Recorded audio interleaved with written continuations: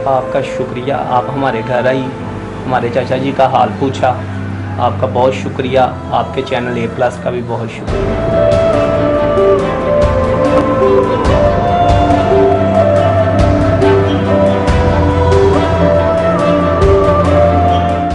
अस्सलाम वालेकुम। आज हम आए हैं तुफैल भाई के पास। तुफैल भाई को फालिज का अटैक हुआ, जिसकी वजह से इनका जो लेफ़्ट साइड है वो सारा मफलूज हो गया। फालिज की वजह से इनका दिमाग और ज़बान काम करना छोड़ गया, ये सही तरह से बात नहीं कर सकते। तुफैल भाई का एक बेटा है जो कि पिंडी में रहता है। ये पहले अपने बेटे के साथ रहते थे, लेकिन बहू ने इनको इनके घर से निकाल दिया। उन्होंने कहा कि जी मैं अब इनकी देखभाल नहीं कर सकती।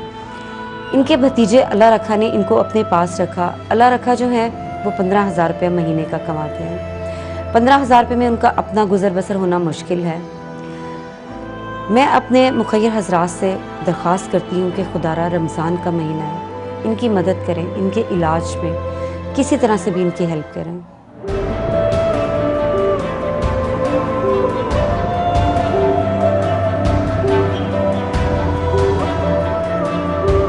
अस्सलाम वालेकुम, मेरा नाम अल्लाह रखा है। ये मेरे चाचा जी हैं, मोहम्मद तुफैल इनका नाम है। इनको फालज हुआ है।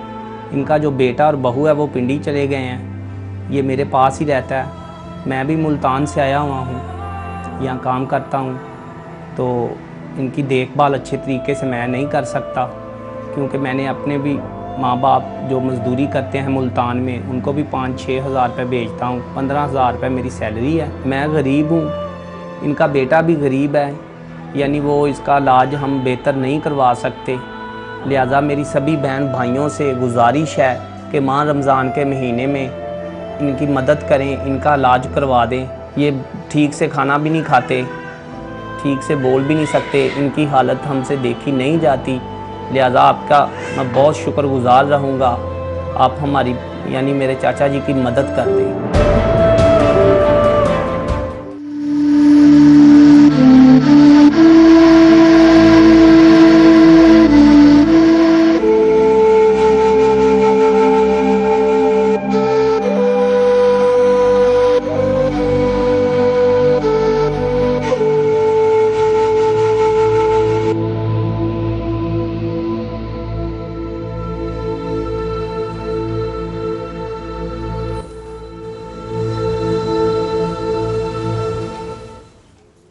Welcome back viewers. कहाँ हमें थैंक यू भैया, कहाँ हमें हुक्म दिया गया है कि माँ बाप को उफ तक नहीं करनी, और फिर इस तरह भाई की ये सिचुएशन देख के समझ नहीं आती कि इंसान क्या कहे।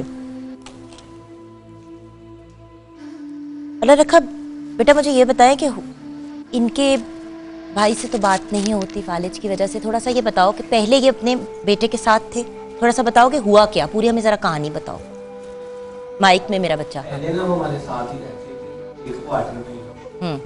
तो जब फालिज हुआ है ना, इसकी बीवी इनको बोलती चालती थी, तो वो फिर इसी वजह से काफी दिल्ली चले गए। तो मेरे वालिदैन थे जो उन्होंने कहा कि तुम इसको थोड़ा सा देखभाल करो, इधर ही तुम्हारे पास ही है। अब्बू के छोटे भाई हैं? हाँ जी बिल्कुल। तो फिर हम दोनों मियाँ बीवी इनकी जितनी भी होती है देखभाल करते हैं।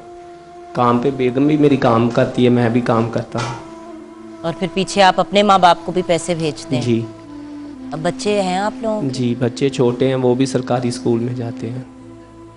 आप क्या एक्सपेक्ट करते हैं, क्या चाहते हैं कि आपकी किस तरह से सपोर्ट की जाए? कि आपके लिए आसानी थोड़ी पैदा हो जाए और आप इनका ख्याल भी रख लें, क्योंकि बेटा बात ये है कि अगर उनकी अपनी औलाद नहीं उनको रख रही और आप भी कहेंगे कि हम नहीं रख सकते, तो फिर बड़ा मुश्किल हो जाएगा। हम यही चाहते हैं कि इनका मुस्तकबिल जो है ना वो अच्छा हो जाए, हमारे में कुछ भी नहीं चाहिए, यानी ये कि ये इनका इलाज हो जाए, इनकी कुछ मदद हो जाए। बड़ी अच्छी सोच है आपकी, वरना मुझे तो बड़ा अफसोस है उस औलाद पर कि जब हम बोलना नहीं जानते थे तो हमारे माँ बाप हमें बोलना सिखाते थे, खुद भूखे रहते थे, मजदूरी करते थे, अपना पेट काट के हमें खिलाते थे। आज जब उनका ये वक्त आया है तो वो उनको छोड़ के चले गए, सिर्फ किसी के कहने पर या अपनी ज़ौजा के कहने पर, किसी के भी कहने पर अपने माँ बाप को नहीं छोड़ा जा सकता। भैया जो अपने माँ बाप को छोड़ देता है कल को किसी को भी छोड़ सकता है। वो अपनी बीवी का क्या साथ देगा? बड़ी सिंपल सी बात है। और ये मकाफात अमल है। अगर उनके बेटे सुन रहे हैं तो मेरी आपसे रिक्वेस्ट है कि ये वक्त ये ज़िंदा है, अल्लाह इनको ज़िंदगी दे, इनकी ज़िंदगी में ही इनको अपने साथ ले जाएं। जो रूखी सूखी है वो इनको खिलाएं, जो खुद खा रहे हैं। ज़ाहिर है जो अपने बच्चों के लिए भी तो आप सोच रहे हैं ना, अपने बच्चों के लिए भी तो आप सोचते हैं कि मैं आधी रोटी खा लूँ, आधी रोटी बच्चे खा लें, तो माँ बाप के लिए क्यों नहीं सोच रहे।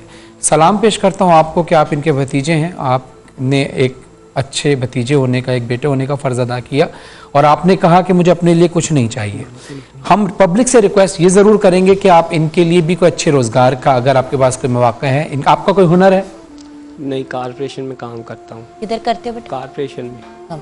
अच्छा ठीक है, अल्लाह आपके लिए भी कोई रोज़गार के असबाब पैदा करे। लेकिन ये चाहते ही हैं कि इनके जो चाचा साथ चल रहे हैं इनका इलाज भी हो जाए और इनके कुछ इतनी मदद हो जाए कि ये अपने चाचा को संभाल सकें। अच्छा, साथ साथ भैया देखें, जो फालिज के पेशेंट्स होते हैं अगर उनका प्रॉपर इलाज किया जाए ना तो वो वापस नॉर्मल जिंदगी हो की जाते तरफ हैं आ सही। सकते हैं। तो क्या हम वसीम भाई से रिक्वेस्ट कर सकते जी हैं? मैं उनसे अभी मेरा उनसे रब्ता हो नहीं पाया, लेकिन मैं ये ऑन एयर ऐलान कर रहा हूँ कि मैं उनसे बात ज़रूर करूँगा। खुद्दाम आले मोहम्मद वेलफेयर ट्रस्ट पाकिस्तान के जो चेयरमैन हैं सिराते हक के वसीम अब्बास बलोच साहब, मैं उनसे अभी हो सकता है कि ट्रांसमिशन के दौरान ही ब्रेक में बात हो जाए, तो अगर वो जो कुछ कर सकेंगे वो करते हैं सबके लिए, वो इंशाल्लाह करेंगे। जी बुशरा साहब, बुशरा साहिबा बताइए, आप क्या एडवाइस करती हैं? कुछ अगर इनका मंथली स्टाइपेंड लग जाए, क्या क्या कहती हैं आप? एक तो इनका जो रेंट आप तो घर देख के आई हैं। एग्जैक्टली 2 कमरों का छोटे छोटे इनके रूम्स हैं और वो भी रेंट पे हैं। 10,000 रुपया इनका किराया है, तो इनके किराए के अंदर इनको थोड़ी हेल्प आउट हो जाए। एक कमरा मेरे पास है, एक दूसरे के पास है, यानी 2 कमरे हमारे। किस इलाके में रहते हैं आप? मुल्तान चुंगी के साथ। मुल्तान से आए हैं? मुल्तान मुल्तान अच्छा, चुंगी में मुल्तान रहते हैं चुंगी। ये। रेंट पे लिया। बड़ा खस्ता हाल इनका घर है और मतलब कुछ ऐसा नहीं है, वो इनके रेंट के लिए भी हो सकता है। फिर अगर जिस तरह इनको इलाज की ज़रूरत है उसमें हो जाए तो ये भाई का रेंट बोझ आपका कितना थोड़ा है? कम हो जाएगा। 10,000 है, 5,000 दूसरे कमरे का, वो दूसरा और भी देता है, 5 मैं देता अच्छा, आपने 5,000 देना होता है, 15,000 आपकी सैलरी है, 5,000 आप घर भिजवाते हैं, 5,000 किराया देते हैं और 5,000 में आप महीना गुजारते हैं। नहीं, आप सोचिए अभी इसमें बिजली पानी शानी नहीं है। बेगम है ये भी कोठियों में काम करती है, तो वो भी बिल्कुल चल। और याद रखें कि अभी तो हम बात करें बेसिक्स की, बच्चों का कपड़ा लत्था, खाना पीना, ये भी तो चीजें हैं। खैर, आपके साथ ये सिराते हक खुदाम आले मोहम्मद ट्रस्ट की जानिब से आपके साथ ये राशन का बॉक्स जाएगा, चीते की तरफ से भी राशन आपके साथ जाएगा, जामे शीरी की तरफ से जाएगा। अगर और आपको मैं और भी रिक्वेस्ट राशन की करूंगी कि जरूरत लेमन मैक्स का भी जो हमारा एक गिफ्ट हैम्पर है वो भी प्लीज़ हम अगर दे दें तो बात ये है कि ये तो छोटी छोटी सी वैसे ही तहाइफ हैं आपके लिए। ये तो ताइफ है। मैंने जो बात की है वसीम अब्बास बलोच साहब से, मैं अभी ब्रेक में बात कर लूँगा क्योंकि मेरा अभी उनसे कंटिन्यू रब्ता नहीं हो पा रहा है। जैसे ही रब्ता होता है इंशाल्लाह जो कुछ आपके लिए आसानी हो सकेगी, ज़रूरी नहीं कि अभी हम यहाँ पर वो यहाँ मौजूद हों, अगर वो नहीं भी हैं तो वो कई प्रोग्राम में ऐसा हुआ है कि वो नहीं थे लेकिन हमने उनसे फ़ोन पर रब्ता किया तो उन्होंने आप जितने भी लोग आए थे उनकी मुश्किल आसान की। लेकिन व्यूअर्स, अगर कोई मंथली का सिलसिला हो जाए तो एटलीस्ट चले, अगर इनके चचा के नाम पे ही अगर आप भेज देते हैं तो देखें एटलीस्ट इनके ऊपर से थोड़ा सा, मैं बर्डन नहीं कहना चाहती, लेकिन बात तो ये है ना कि जो किसी का फ़र्ज़ था वो आपने एक तरह से बोझ के तौर पे अपने कज़न के ऊपर डाल दिया। अल्लाह ताला आपको ज़िंदगी दे बेटा, और आपको भी बेटे, आप जो साथ उनकी वाइफ होने के नाते साथ दे रही हैं, आप ही तमाशा डाल सकती थी कि नहीं रखना, नहीं करना, ये वो। लेकिन बात यह है कि आप लोग अगर ये कर रहे हैं, इसी यही तो बात मैं करती हूँ हमेशा फरहान भाई, कि इस मुल्क में ओल्ड होम्स क्यों हैं? क्योंकि अपने ही साथ नहीं देते। मतलब अपने ही भांजे भांजियाँ रिश्तेदार कहते हैं हमने नहीं रखना। सो बात यह है कि अल्लाह ताला आपके लिए आसानियाँ पैदा करे। नंबर व्यूअर्स स्क्रीन पे चल रहा है, फरहान भाई भी डेली ये बात कहते हैं, मैं भी आपसे रिक्वेस्ट कर रही हूँ, प्लीज़ दिल खोल के दें। रमज़ानुल मुबारक का बाबरकत महीना है, इदारे हैं, आप उधर भी डोनेट कर सकते हैं, और ऐसे इंडिविजुअल्स भी हैं जिनको आप देख रहे हैं, जिनकी आप सपोर्ट कर सकते हैं। जब अल्लाह की मखलूक की मदद करते हैं ना, ये आपकी बेसिकली दुनिया में भी और आखिरत में भी इन्वेस्टमेंट है। आखिरत में तो आपको इसका अजर मिलेगा ही मिलेगा, लेकिन अल्लाह उधार आपका नहीं रखता। आप, मैं बोलता हूँ किसी माँ के पास जाया जाए और उससे कहा जाए कि तुम्हारा बच्चा बीमार था, मैंने उसका इलाज कराया, तो वो माँ कितनी दुआएं देगी। फिर अब ये सोचिए, अल्लाह करोड़ों माओं से ज़्यादा मोहब्बत करने वाला है। जब उसके बंदे की आप कोई मुश्किल आसान करेंगे तो अल्लाह के ख़जानों में कमी नहीं है, वो आपको बहुत नवाजेगा। तो लिहाजा ज़रूरी नहीं है कि आपने एक बंदे ने मिलकर इलाज कराना है, कोई जिम्मेदारी ले ले, कोई 1 महीने की जिम्मेदारी ले ले, कोई 2 दिन की जिम्मेदारी ले ले, कोई 1 दिन का राशन दे दे, कतरा कतरा बन के दरिया बनता है। ये स्क्रीन पर नंबर मौजूद है, आप स्क्रीन पर नंबर, इनके डायरेक्ट नंबर है, इनसे डायरेक्ट आप रब्ता कर सकते हैं और इनको जो भी आप इनको सपोर्ट कर सकते हैं, एक भाई की हैसियत से, एक बहन की हैसियत से।